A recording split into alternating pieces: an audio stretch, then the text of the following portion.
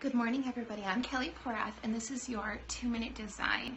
Today we're going to talk to you about pattern. I was terrified to get started with pattern when I first started in design, but now I feel like it is the easiest, most accessible way to create depth and interest and a beautiful visualization in your room design. So how do you do this easily?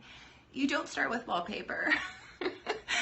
Putting up wallpaper is a potential relationship ruiner, and it's fairly permanent. So let's start with your throw pillows. It's a minor investment, and if you don't like it for whatever reason, it's easily undone. So the first pillow you're going to choose is going to have a large scale.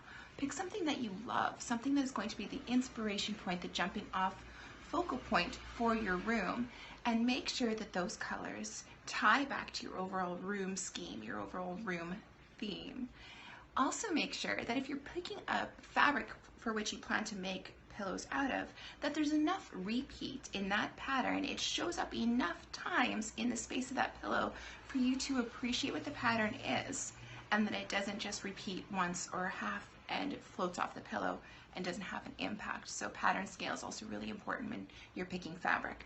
The second pillow you're going to choose is going to be much smaller in scale. It doesn't have to match the same theme. If your first pillow is a geometric, the second one doesn't have to be. It can be a floral, it can be something organic, it can be something like an iCat, just smaller in scale, and again tying into the colors of your overall room theme.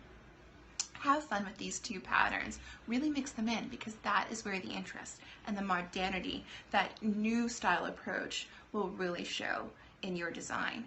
The third one is a solid, not actually a pattern, but this is going to be a fail-proof way to make sure that those patterns don't become too visually distracting for you, that you anchor in your pattern design. And if you're just breaking into the pattern game, you're probably going to want that visual relief to prevent yourself from becoming overwhelmed. So the rule of 3, pick 3 patterns. The third one's a solid. So, and then vary your scale.